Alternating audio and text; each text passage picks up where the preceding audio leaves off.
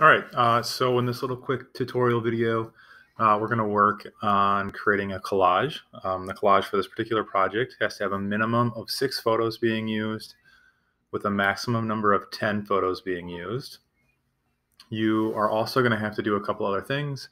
We're going to be using the different selection tools, so that's going to be the quick select, the marquee tool, the lasso tool. We're also going to be using the free transform tool to add elements, repeating element that's of different size. And you can get in and use text if you would like, new layer adjustments. You can get in and do effects as well to all these different pieces. And then obviously the last thing you can do is change your blend mode in the way that the layers react with one another. So the purpose of this tutorial is to walk you through how to get to something like this. We're going to start with the internet and talk about how to search for the right type of photo, how to save stuff, get into Photoshop, do a little bit of work, and then leave you with the final project. So let's go out to Chrome really quick, take a look at that. The first thing we need to do is do a search. So what does this project really look like for you? That's a good question. It could be a simple collage of things you like. You could do some sort of like composite photo where you're gonna kind of like what I did with the Teton pieces there. So maybe the best thing to do is Google collage examples, Photoshop collages, and just see what pops up and what you like. But once you search in Google for a specific thing, you need to go to images, but we need to refine our search a little bit. So if we go to tools, we can come in here. We've got everything from size, color, usage rights type, all that type of stuff. We're not going to be so focused on the copyright side of things right now, but we are going to be focused on size. We need to make sure that we're getting a large image. So once we have selected large, our results then will hopefully reflect that, and we'll get better stuff. So I like this picture right here. We're going to click on it and see what happens. When we find a photo that we want to use, we can't take this little tiny preview. It's not the full size piece of it. But if we come over here, once you click on a photo once, it should give you a little pop-up or preview over here. And at this point, you are able to right-click on it, and we can now do Save Image As. So again, that was right-clicking on the image, do Save Image As. And then you'll be prompted or automatically download. For the students, it should go right into your iDrive, and you should be able to locate your stuff there. For this particular project, I'm just going to go ahead and save it to my desktop so we can work with it there. Once it goes down, you could click the Show in Folder, and it'll kind of show you where it is right here on the address bar. But we'll let that be for now. So from here, what we're going to do is bring this back over to Photoshop. So how do we do that? Well, we got to make a new document first. So we're going to go to File, New, and this is a print document. That's our intended output for it. So let's go to the print presets, and we're going to choose letter. From letter, you can make the determination if you want to be a portrait or a landscape. I prefer landscape in this particular project, so I'll click on the landscape orientation guide. You can see I've got 11 by 8.5. I got 300 from a resolution right here. Why don't we go ahead and take care of this? The directions ask you to name it collage underscore last name, and we'll click create. There's our start of our file. The question is, how do we get that stuff from the internet and bring it over? A lot of people have a tendency to do file open and try to get their file that way. Well, that's not necessarily the way we want you to do it for this particular project. So we're going to go to File, and we're going to go down to Place Embedded. So it's File, Place Embedded. We're going to be placing this image in as an embedded piece. So I'm going to go back to the desktop, find that photo I got, and click Place. It's going to plop it in there. You'll notice that there is an X that runs through it. Currently, it is in the free transform state, so I could come in and scale it if I wanted. Make sure you're holding Shift if you want to hold it proportionately. I think it looks good about here, right? Maybe, yeah, we'll go a little bit bigger. We'll fill up the screen a little bit. Doesn't really matter because our goal is to just get the sunset out of this particular piece. So we're going to go ahead and then press Enter on the keyboard. That finishes the command, and you can see the picture kind of crisps up a little bit. At this point, when you embed something, it comes in as a smart object. And we can see that over here on our layers panel, we have this little icon on the layer now. Well, that's telling us it's a smart object. We need to pretty much get rid of that option. So we're going to click to the right of the thumbnail, and we're going to go to rasterize layer. Simple as that. It's gone. It's now part of this particular file. It's no longer like an associated file. We now have the ability to use our selection tools to isolate different pieces and do layer adjustments, all of those things that we learned last week. So for this thing, I'm just going to use quick select. I just want the sunset is basically what I want. So I'm going to come in here, kind of draw along the top. I don't even really need to be that close because I'm going to only end up using a portion of it in my idea that I have. So once you get your selection made, you can then come back into the select and mask option. So now that I'm in here, if I bump my transparency all the way to 100, you'll see what's going to be left over after you make your selection. For us, this is great because we don't really need anything else out of it. But you could come back in, you got your quick select tool if you wanted to adjust it at all. You got your refine edges. So if there was hair, fur, grass, something along those lines that you needed to get in there and refine stuff, you've got the ability there. You've got the ability with the paintbrush to paint and so on. We've also got the other tools located over here. We've got our smooth tool. So maybe if you wanted to smooth up that selection, maybe we'll get something here in just a second that can work with that. So anyways, we need to output this. So this is kind of where you need to make a decision. Most times you should be choosing the new layer with layer mask. We'll click on that and we'll click OK. You'll see it outputted it for us. We now have the original copy, which is down there. We've got the clipped version sitting up top. It's got this layer mask over here. Don't forget that a layer mask, the black is going to hide and the white is going to reveal. If you wanted to resize this, you could do a Control-T, hold Shift, and really increase the size of that particular piece. So we got ourselves a great looking sunset. Let's go ahead and find a different picture. Let's say we just use this one. It's a pretty far away of the Tetons, but maybe we want something else, right? So let's find a picture that will work. Maybe we like this one right here. There's a lot of water and this will be kind of fun to work with. So we'll click on it. We'll get the photo. We'll click on it one more time. It should be much bigger. All right.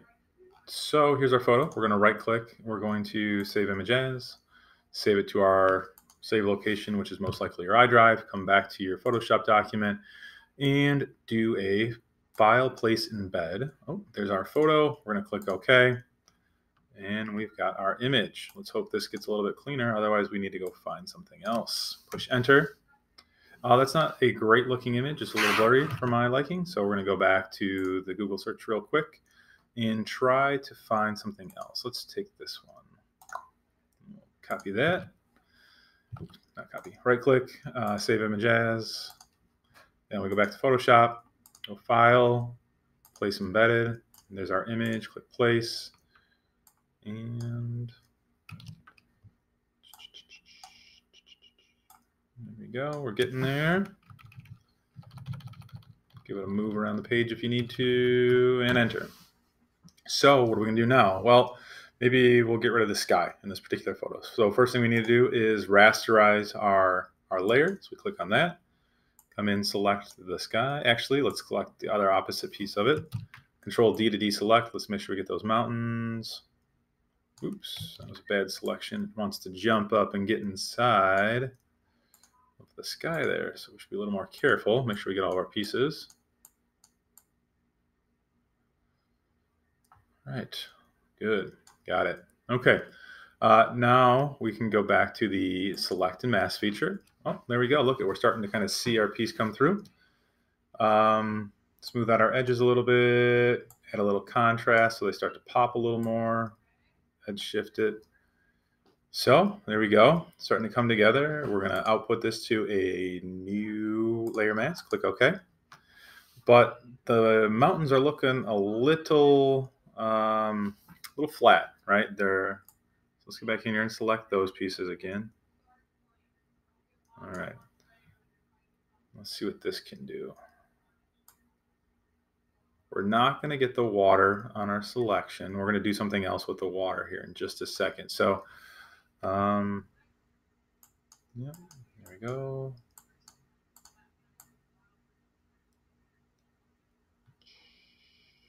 Selection of our mountains. Let's go to the select and mask feature. You can see we've got some pieces here that need to get taken care of. We got a little bit of the sky, which we do not want.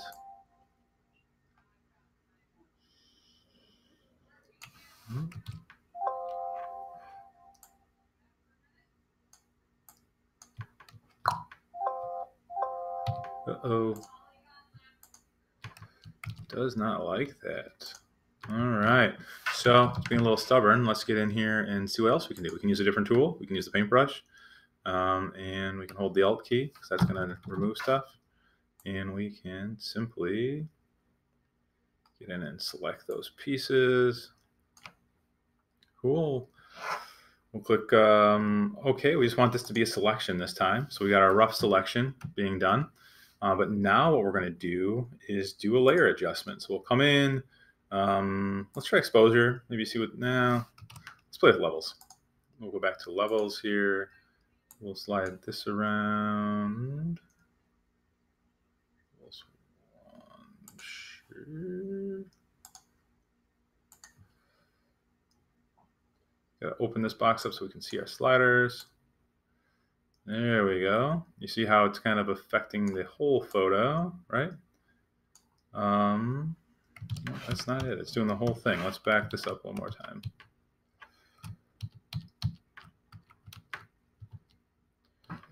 Where'd our selection go? There it is. Now you can see how we're just kind of affecting the mountains there. Starting to change the contrast a little bit. You can see some pieces that obviously need to be worked on. But now the question is, can we get this sunset to sit on top of here and make it still look cool? So if we come back in, maybe at this point, we're going to duplicate our sun and just go play with stuff. So we go maybe edit, transform, and we're going to flip this vertically. And let's see, where did it go? Auto select is off, so we can make sure we're grabbing that layer. But it needs to be on top of here. Oh yeah, there it is. So that's kind of cool right about there.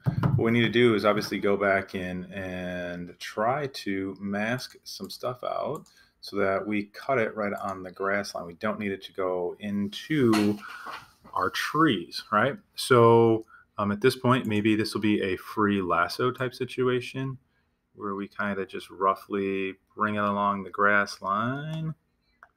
And you can always go back and modify after you're done. But we're going to go to that select and mask option there. We'll turn that off, come back down and output to a new layer and mask. Click OK. And now we are starting to get a reflection in the water of that sky. So we've got our sky there, although our lighting is probably completely wrong because the sun will be back there and the trees would never be lit this way, but it's okay. We're doing our own little piece here. Other things maybe we want to do, I don't know, we could get in here. We could add a layer effect to the mountains, right? Those are our mountains. That's our sky. Maybe we want to come in and like do a bevel and emboss. We can just play with different things and make them all kind of stand up and do different pieces. But that's kind of the start of it. There needs to be some repeating stuff inside of there. If we go back to my example that I've got going on, we do have all of these pieces that are available on Google Classroom for you to take a look at. You can see I've got that pattern that's just being laid over the top that does count as an image. Your text can count as one of your 6 images as well. Creativity is really up to you and the amount of time you put into it. The rubric's also online, so you know what you're being graded on. And I guess the last thing is just have fun with this project and make sure you're refining your selections and doing non-destructive editing. And that is kind of the end. Good luck.